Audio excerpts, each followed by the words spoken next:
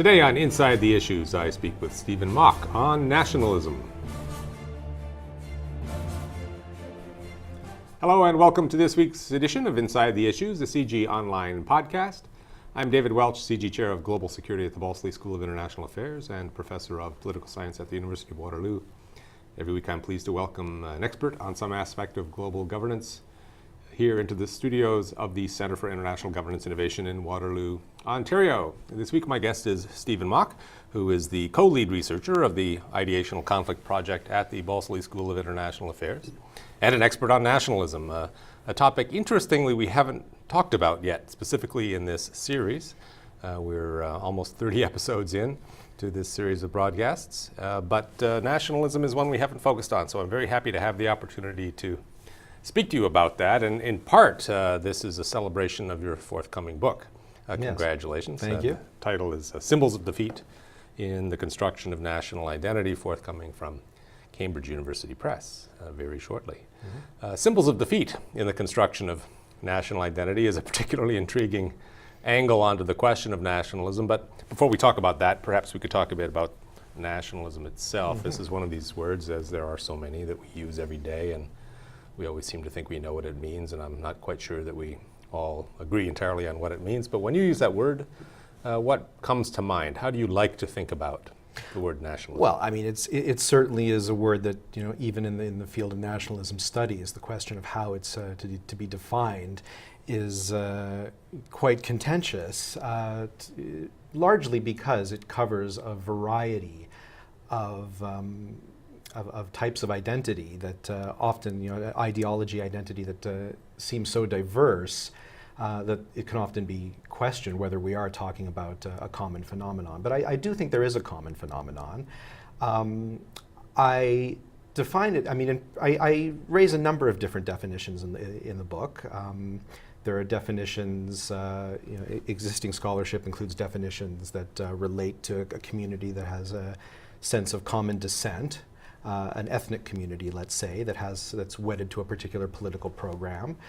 Other definitions look at it more in terms of a civic association, a group of people, what Ernest Renan referred to as the daily plebiscite, an agreement you know, of the group to be a group with a political program wedded to the notion of the state.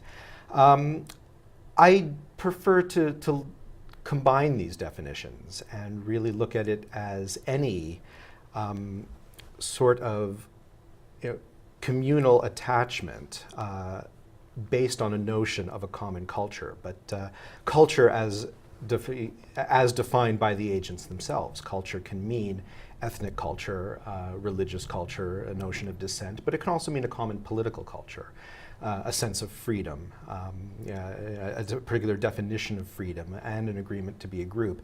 Anything that allows a group of people to essentially, you know, sentimentally submit to an order of law, an order of, you know, the control of violence within the group, essentially, you know, to a state. It is whatever, you know, identity or ideology is associated with the governance in the state. Maybe it's a bit like Justice Potter Stewart's famous statement in his concurrence in Jacob Ellis versus Ohio that I may not know how to define pornography, but I know it when I see it. That is a phrase that comes up a lot in the study of nationalism. Because we don't disagree over denotations of nationhood, do we? We talk about the Quebecois, we talk about you know, the Basques, we talk about various groups as though they were unproblematically definable. But what I'm hearing you say is that at the end of the day, we can't really sort of come up necessarily with an algorithm that will tell us who is and who is not a nation. I think we can be a little bit more specific than that. I more could say we can almost come up with a Heisenberg principle of nationalism, in that we may not be able to define in every case what it is, but we can see what it does. We can observe a mass mobilization around a political program, around the idea of that people are bound together with a common destiny and a common culture, you know, through their self-defined common culture, and call that a nation. And you're convinced that political is central to the concept of nation. I mean, I you couldn't think have a it is. nation without a political project. I think some kind of political project. I mean, I think that can be broadly defined. I mean, most nations will seek some manner of sovereignty in the form of state power, but that's not universal. There are other institutions that, in more exceptional cases, that through which a nation can express itself.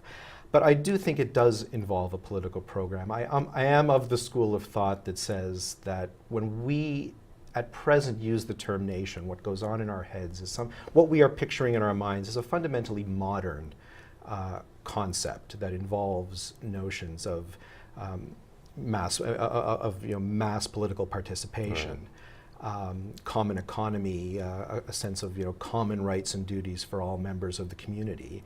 That didn't really exist in pre-modern times. Certainly you can see ethnic mobilizations in pre-modern times. You can see groups that were mobilized by what we might retrospectively look at as a form of proto-nationalism. But I think that until the idea of the nation writ large was a widely shared and elaborated global concept, that these sorts of mobilizations are of a fundamentally different nature. Like the elaboration of the concept of it as a global norm ultimately changed what the thing itself was.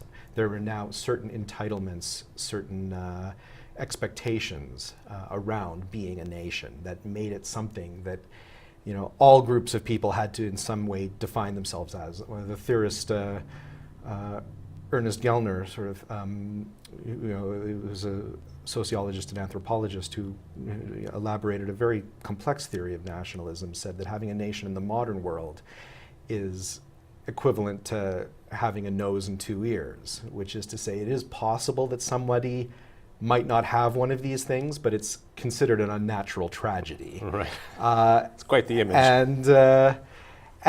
But he says this also to stress that it wasn't like that in pre-modern times. Well, I'd like to chat with you more about that when we come back. Certainly. We'll take a brief break. You're watching or listening to Inside the Issues, a CIGI Online podcast. Look for us at cgonline.org, on Facebook, on Twitter, and on YouTube. Welcome back.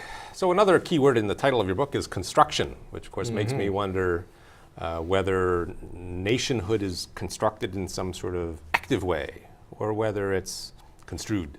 I mean, it's something that we sort of visualize, but it's a reality that pre-exists. Do you have a clear view on that? Is nationhood something that has to be engineered in any way, or is it something that just happens? Well, I have a clear view on that, and the clear view I have on that is that it's complicated. The choice of the word construction was very intentional, and it was meant to locate myself somewhere, clearly in this debate that we were talking about in the previous segment, that nationhood is not primordial. It's not something that's in the blood. It's not something that somebody is born with, and it isn't even something that,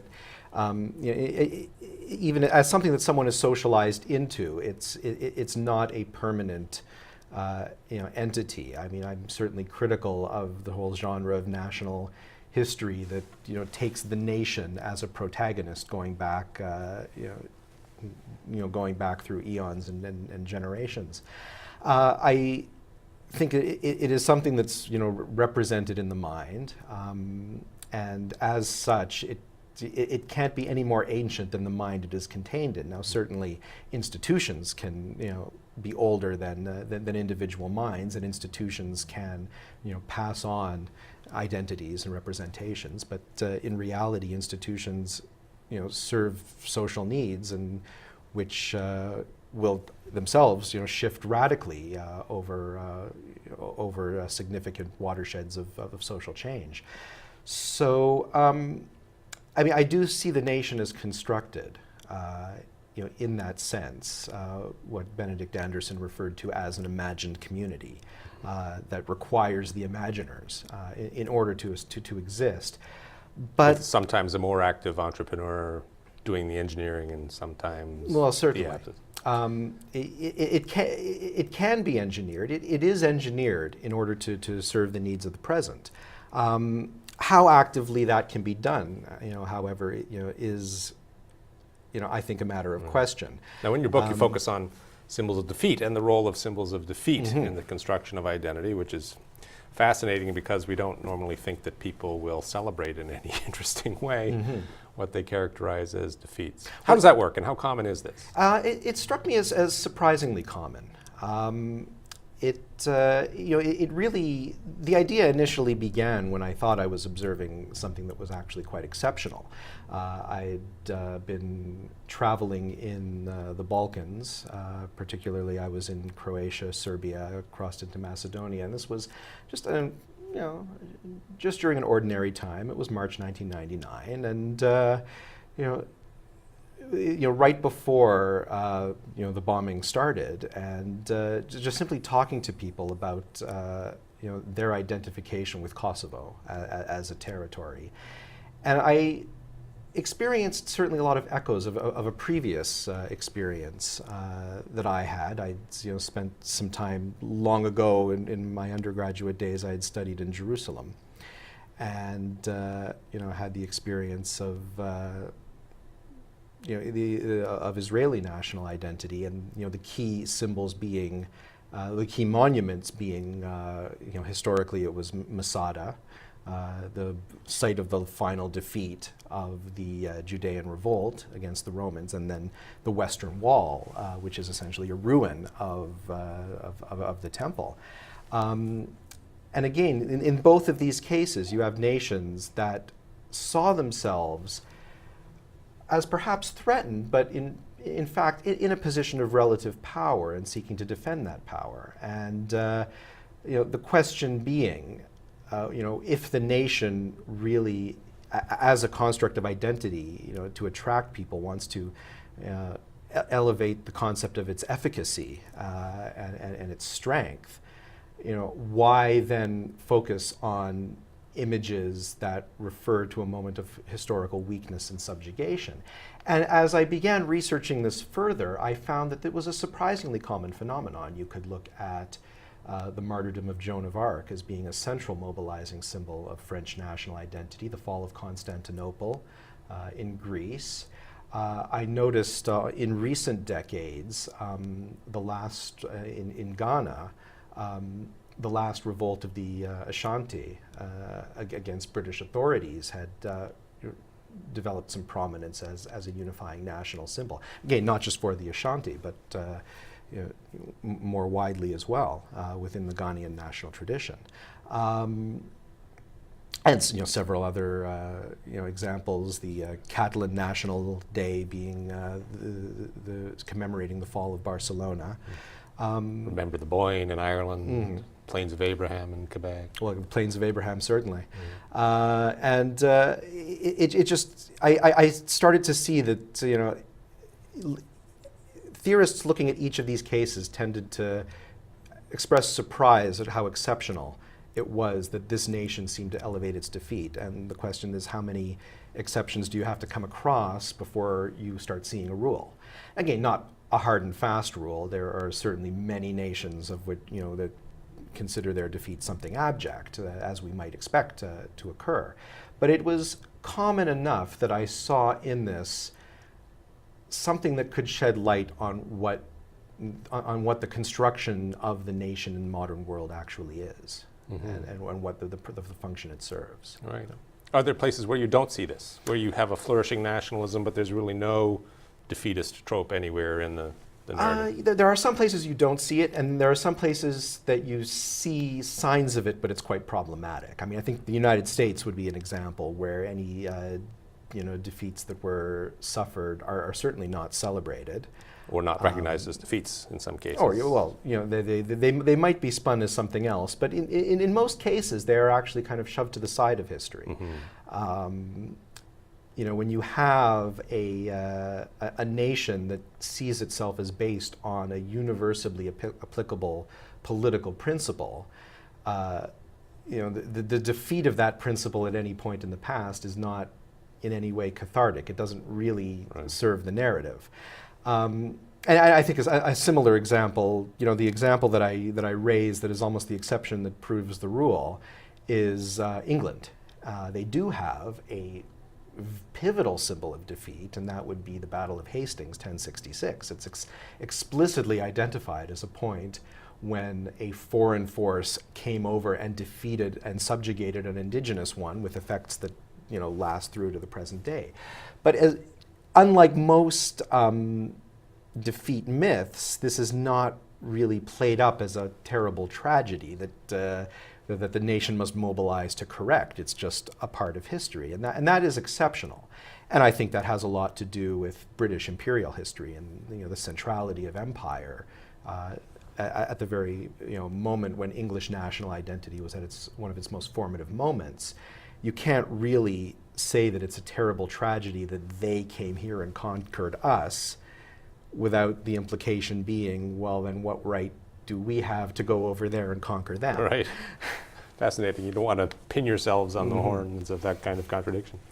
We'll be back again in a moment to talk further with Stephen Mock. You're watching or listening to Inside the Issues, a CIGI Online podcast. Look for us at cgionline.org, on Facebook, on Twitter, and on YouTube.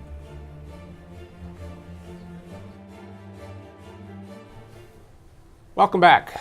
Steve, I have a British heritage of my own and Norman ancestors if you dig far enough back. So your last point was intriguing to me because in my limited understanding of British history, I always treated the Normans as the English at the end of the day. They might have been French-speaking and coming from the other side of the Channel, but it's almost as if the British, or the English I should say, had co-opted the Normans and made them us so that they weren't defeated. Is that a mischaracterization of what happened? Well, no, it's not a mischaracterization. And in fact, what I think is in many ways exceptional about English national identity is that the way it is mythologized is in a much more historically honest way, I think, than in a lot of other national identities. I think this is, in fact, the reality in most cases, where the modern nation is really the product, of a number of historical forces, including that historical defeat. And this is really key to my theory, is that in many cases, this historical defeat was a foundational moment in the nation, that without the defeat of these earlier dynastic or religious societies and polities, a modern conception of a national society could never have come about. One of my key cases being the Battle of Kosovo. It's widely recognized that even in many cases by Serbian historians, that really the defeat of the feudal monarchy, that while this feudal monarchy is elevated in the mythology as a cultural high point, its defeat was really what ultimately enabled the nation as a modern community of equals, unified by a common culture, codified by the church, to really come into being. So yes, that is very much the case. That these defeats end up producing as much as subjugating the ultimate national culture. But most nations, when they mythologize the defeats, will not do it that way. You could hardly picture the Battle of Masada commemorated in Israeli national culture from a Roman point of view, or you couldn't really see the Battle of Kosovo being elevated by a Serbian historian as a place where the Serbian nation was formed through a merging of Serbian religious and peasant culture with Ottoman high culture. Now, how does this work? I mean, a cynic could say what's happening, say, in the Masada case is it's setting up the claim that we are an oppressed and violated people, therefore we have all kinds of rights to compensation, therefore we're in a morally superior position to be able not to have to answer hard questions about what we do ourselves, say, vis-a-vis other groups. Well, I think that is certainly a part of it. I mean, an image of defeat by elevating a moment of historical injustice, it gives the nation a reason to exist, a reason to mobilize in order to correct this historical But also injustice. to claim things that otherwise you might not be able to claim in any compelling way? Well, one compensation, in effect?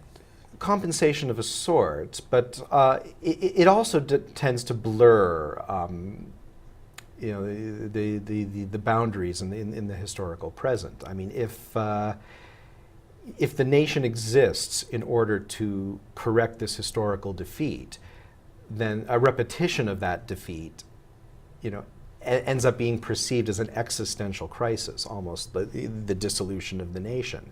And this is how these symbols come to take the role of very nodal symbols.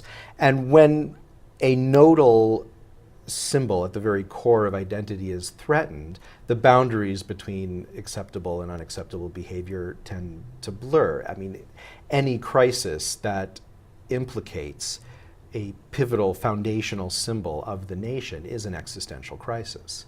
And this is why I think a deeper understanding of national identity is so vitally important.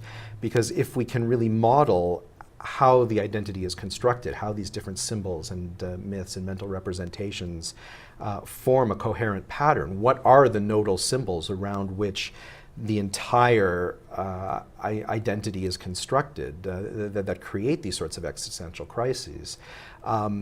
If we are more sensitive to that, then diplomatic interventions in conflicts that might involve these symbols can navigate around these existential dilemmas more effectively. How important is the elevation of an outgroup here? I remember having a conversation with an Argentine scholar named Carlos Escudé, who'd systematically gone through all the textbooks in Argentina over the course of the country's entire history, and he discovered that the elites purposefully wrote in land violations by neighboring countries. In some cases, almost invented them. Argentina lost territory at this period of time to Uruguay, they lost territory this time to Chile, lost territory this time to Britain, so forth and so on. And he discovered it was very deliberate, an attempt to basically make Argentines feel Argentine rather than what they actually were, immigrants from Italy, Germany, France, Spain. It was deliberate policy to construct a cohesive national identity. Is that what this is all about? Defeats are a way of signaling that there's an other, an outgroup, a bad guy, somebody that we have to oppose as a we, because they are a they. Well, I think that is certainly a big reason why the symbol of defeat is such a convenient foundational symbol for a nation. It sheds a focus both on the golden age that was supposedly destroyed by this defeat, but also places a certain amount of blame on a clearly defined outsider. Again, when I say clearly defined, that does not mean that the nature of that outsider is consistent throughout history, throughout the history of the myth. There is often a lot of contention as to who that outsider was. I mean, you can see this perhaps in the French mythology surrounding Joan of Arc, particularly around World War II, where was Joan of Arc fighting the English as such, as the Vichy regime played her out to be, or was she opposed to foreign domination as a principle, as the Free French Resistance would have held it? But certainly, the them is a necessary element to there being any sort of us. Although I will add that another pivotal aspect of almost all of the defeat myths I ended up looking at is also the notion of an internal traitor. Almost all of these stories have an insider who is explicitly identified as an insider, who betrays the nation, and without whom the defeat would not have happened. And that, I think, shows that it isn't simply enough to be one of us in order to be one of us. You have to sacrifice. You have to identify with this symbol. You have to. Your identification with the nation isn't just you're not born into it. It also has to be voluntary. Oh, fascinating. Well, we'll continue that with Stephen Mock in just a moment. You're watching or listening to Inside the Issues, the CIGI Online podcast. Look for us at cgonline.org, on Facebook, on Twitter, and on YouTube. Welcome back. So I'm trying to imagine what a policymaker would ask of you if you were invited in for a briefing. How would a policymaker read your book, take lessons from it, either for either improving the lot of his or her nation, or perhaps from a global governance perspective, trying to do something to combat what many people see as the scourge of nationalism, which is an obstacle to larger scale global regional cooperation. Is there any way you can sort of leverage these insights to make a real difference in global governance terms? Well, I mean, I think, although it goes a little bit further than this, I think the fundamental thing that has to be recognized is that nationalism, and in particular attachment of people to national symbols, is something that has to be taken seriously. That might seem like an obvious thing to say, but there is difficulty in that, in policy making and in diplomacy, because it's considered such a subjective and irrational element of that it's either considered unimportant, that it's considered a cover for simply for instrumental material considerations, or it's considered vitally important but dismissed to the irrational, and well, this is something we can't do. These are just ancient hatreds. It's mystified, and I think the approach I take on this particular category of symbols, the symbols of defeat, shows that neither of these extremes are tenable. That nationalism and the attachment to national symbols, it does go deep. It does have to be taken seriously, but that doesn't mean that it's a mystical element that can't be accounted for. We can model how and why certain symbols take on these pivotal sort of nodal roles in identity. And I think we can't dismiss that as a scourge, because under most circumstances, the purpose of these symbols is really to hold society together, to hold together a community based on a common agreement to be a group, and to maintain that community's stability, which is why attacks against these symbols genuinely are threats.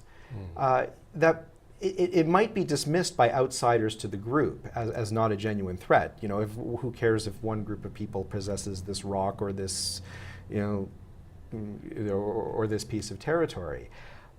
But if the particular monument, if the particular myth, the particular symbol functions to really hold the community together, then its function, in fact, restrains the violence of that community under normal circumstances when it's unthreatened.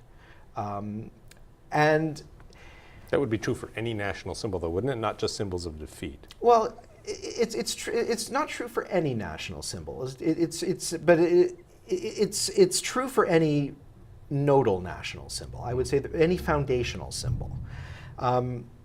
If I used the term imagined community earlier. If the nation really is in an imagined community, then its existence depends on its being imagined and how it's imagined.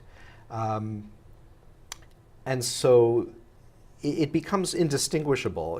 An attack against a nation's foundation symbol is oftentimes indistinguishable from within the national group to an attack on the nation itself. Right. And there is a logic to that. There is a rationality to that. There is a need to keep the system of national identity coherent. And this is something that really needs to be mapped and modeled by policymakers, by anyone intervening in a conflict in order to come up with solutions that avoid these sorts of existential threats. What about multinational polities? Polities like Canada, polities like India, very clearly multinational. Do they have to create their own nationalities and find ways of constructing a unified national identity, or are these essentially post-nationalist societies that have found a way to avoid the complications? You see, I would argue that they do have to find a nationality, and I would say that the successful cases do, a civic nationality, a multicultural form of nationality. In Canada, multiculturalism is in many ways a national symbol, something that we get very emotional about. A nodal one. Yes, and I mean, and I think multi-ethnic states certainly can exist.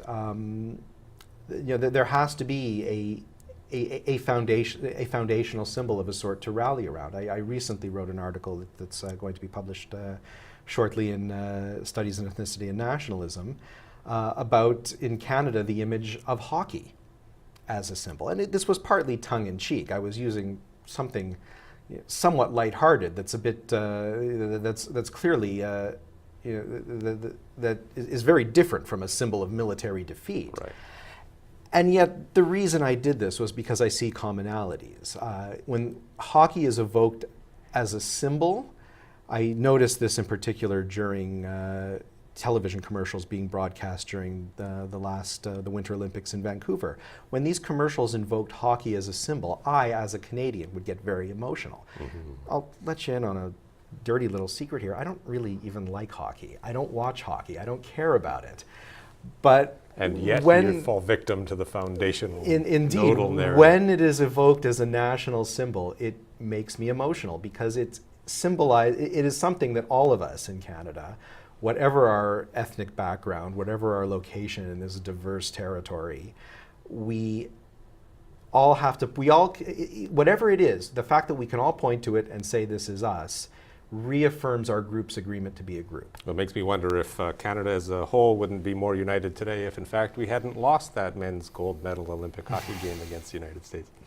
Thanks for coming in, Steve. It was fascinating and of course a very central topic to all levels of governance, and we'll look forward to hearing more about your work as it progresses. Thank you. And to the audience, please join us again for another episode of Inside the Issues, the CIGI Online podcast.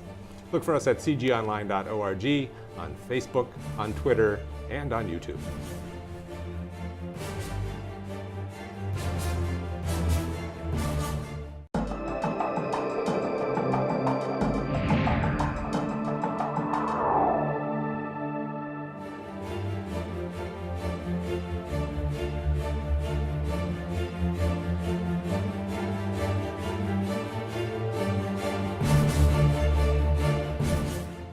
Today on Inside the Issues, I speak with Stephen Mock on nationalism.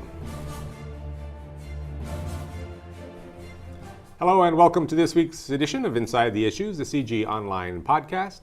I'm David Welch, CIGI Chair of Global Security at the Balsley School of International Affairs and Professor of Political Science at the University of Waterloo. Every week I'm pleased to welcome an expert on some aspect of global governance here into the studios of the Centre for International Governance Innovation in Waterloo, Ontario. This week my guest is Stephen Mock, who is the co-lead researcher of the Ideational Conflict Project at the Balsley School of International Affairs, and an expert on nationalism, a topic, interestingly, we haven't talked about yet, specifically in this series. We're almost 30 episodes in to this series of broadcasts, but nationalism is one we haven't focused on, so I'm very happy to have the opportunity to speak to you about that, and in part, this is a celebration of your forthcoming book. Yes. Congratulations. Thank you. The title is Symbols of Defeat in the Construction of National Identity, forthcoming from Cambridge University Press very shortly.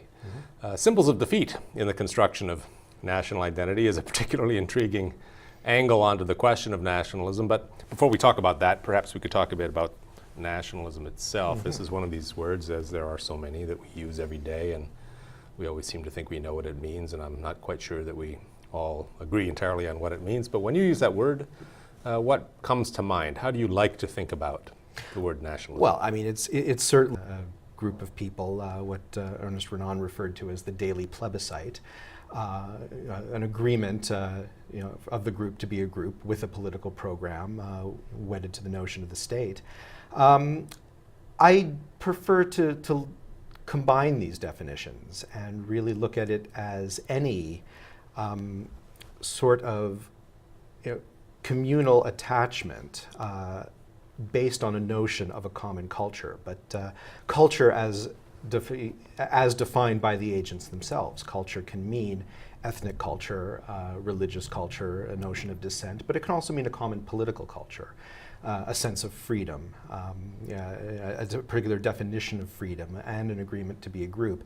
Anything that allows a group of people to essentially, sentimentally submit to an order of law. Only is a word that, even in the field of nationalism studies, the question of how it's to be defined is quite contentious, largely because it covers a variety of types of identity that often, ideology identity that seems so diverse, that it can often be questioned whether we are talking about a common phenomenon. But I do think there is a common phenomenon.